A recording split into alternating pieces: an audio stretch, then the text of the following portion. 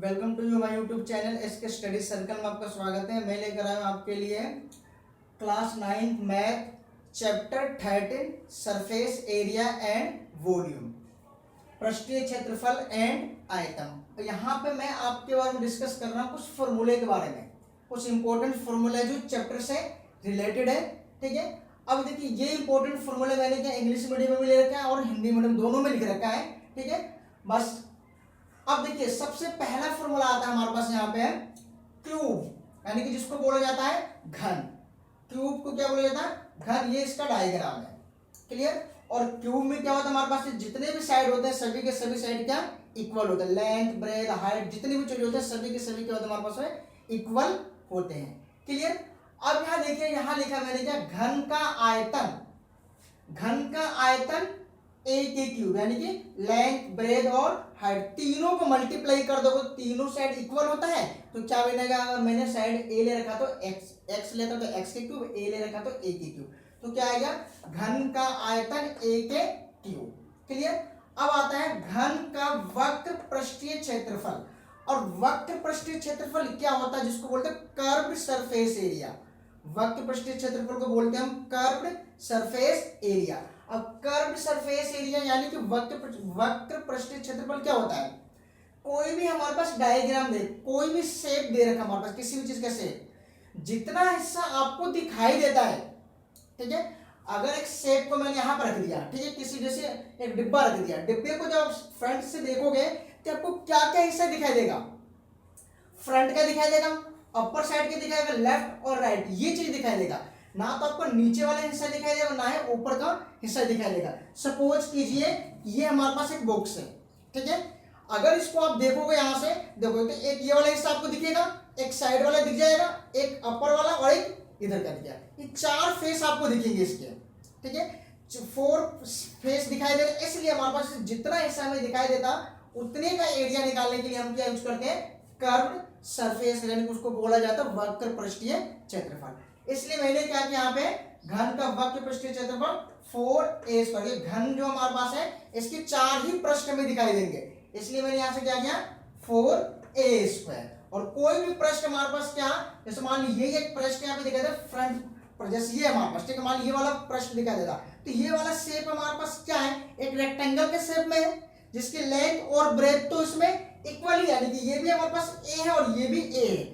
तो अभी area of rectangle निकालोगे तो ए इंटू ए यानी कि a², इसलिए क्या आ गया 4a²। 4 तो हमारे पास है सरफेस जो दिखाई दे रहे उतने, और a² लगा दें क्योंकि जो सरफेस कोई सा भी हमारे पास है वो रेक्टेंगल शेप में है, जिसमें लेंथ और ब्रेथ दोनों को दोनों क्या है इक्वल है, इसलिए क्या आ गया हमारे पास है घन का वक्र पृष्ठीय क्षेत्रफल 4a², क्लियर। अब आते इसी प्रकार से घन का संपूर्ण पृष्ठीय क्षेत्रफल, इसमें 6a² क्यों लिया? क्योंकि जब बुक्स ऐसे था हमारे पास है तो एक नीचे का हिस्सा और एक इसका सामने के हिस्सा, फ्रंट का, इसका फ्रंट के इधर का, तो क्या मिला बैक साइड और नीचे का हिस्सा ये तो दिखाई नहीं देगा, बट इसका टोटल 6 सरफेस देखो 1 2 3 4 5 और नीचे का 6, इसलिए मैंने यहाँ पे क्या किया 6a² लिया यहाँ पे, क्लियर। वही इंग्लिश मीडियम में वॉल्यूम ऑफ क्यूब ए के cube, curved surface area 4a², total surface area 6a², clear. अब आते हैं नेक्स्ट आता है हमारे पास क्यूबाइड, जिसको बोला जाता है क्या घनाभ। जो ये डिब्बा होता है माचिस के डिब्बे या बॉक्स कोई भी चीज है वो क्या किसके आकार को मानता है? घनाभ, यानी कि क्यूबाइडिकल माना जाता है। अब देखिए ध्यान से, ये मैंने बॉक्स बना दिया, अब बॉक्स में लेंथ ब्रेथ और हाइट ये तीनों के तीनों अलग अलग होते हैं, क्लियर। अब यहां देखिए ध्यान से, ये बॉक्स हमारे पास है क्यूबाइड, घनाभ की शेप की होगी। अभी मैंने समझाने के लिए यूज किया था, बट ये बॉक्स हमारे पास किसके शेप की होती है? घनाभ के शेप की। देखो इसके हमारे देखो ये लेंथ हो गया, ये ब्रेथ हो गया और इसमें हाइट भी होती है, ठीक है।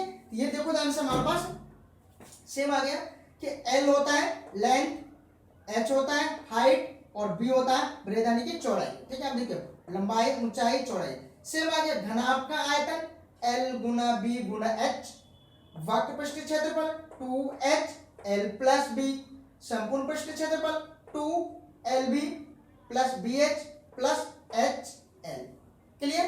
अब यहां देखिए, अब इसमें इंग्लिश मीडियम में volume of cuboid, curved surface area of cuboid, total surface area of cuboid, clear. अब आता है हमारा तीसरा सिलेंडर यानी कि बेलन, जिसको बोला जाता है बेलन। h होता है ऊंचाई, r होता है त्रिज्या जिसको रेडियस बोला जाता है। सेम बेलन का आयतन पाई r स्क्वायर है, जिसका शेप ये होता है, यहाँ से r होता है और ये होता है ऊंचाई।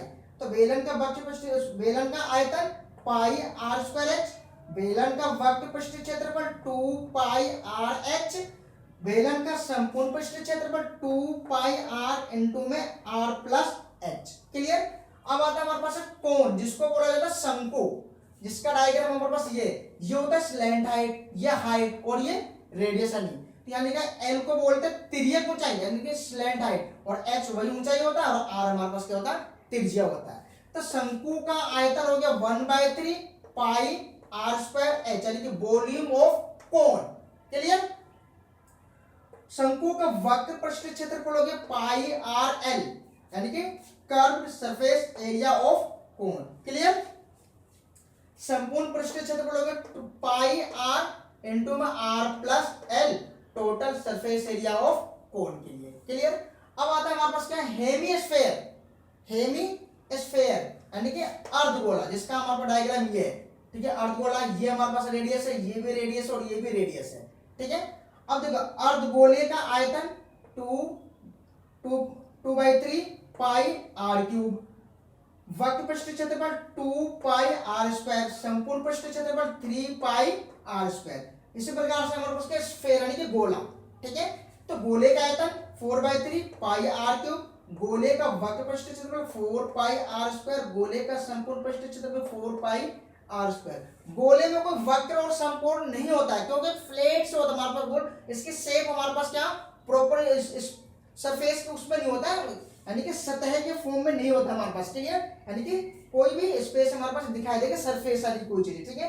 प्रॉपर आप देखेंगे ध्यान से, इसका वक्र और संपूर्ण नहीं होता, इसमें केवल पृष्ठीय क्षेत्रफल होता है, लेकिन सरफेस एरिया होता है। बट अगर कभी किसी क्वेश्चन में बोल दे कि वक्र पृष्ठीय क्षेत्रफल ज्ञात कीजिए या संपूर्ण, तो दोनों में हमारे पास क्या फॉर्मूला है, एक ही अप्लाई होता है।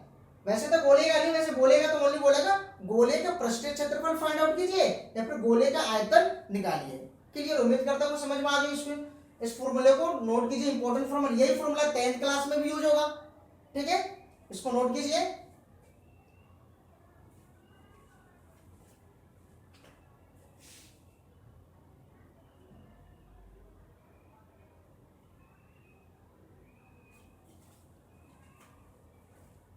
नोट कर लिया। इस फॉर्मूले को याद करना, जब तक ये फॉर्मूले आपको याद नहीं होंगे एक्सरसाइज के क्वेश्चन करने में आपको बहुत ही डिफिकल्ट लगेगा। अगर ये फॉर्मूले याद हो गया तो सिंपली आप क्वेश्चन को निकाल सकते हो, इसलिए कोई प्रॉब्लम नहीं होगा। तो सबसे पहले एक्सरसाइज को करने से पहले, चैप्टर 13 करने से पहले आपको ये फॉर्मूले लर्न होना चाहिए। तो इस फॉर्मूले को आपको सबसे पहले याद करना है, उसके बाद हम प्रैक्टिकल क्वेश्चंस करेंगे। क्लियर।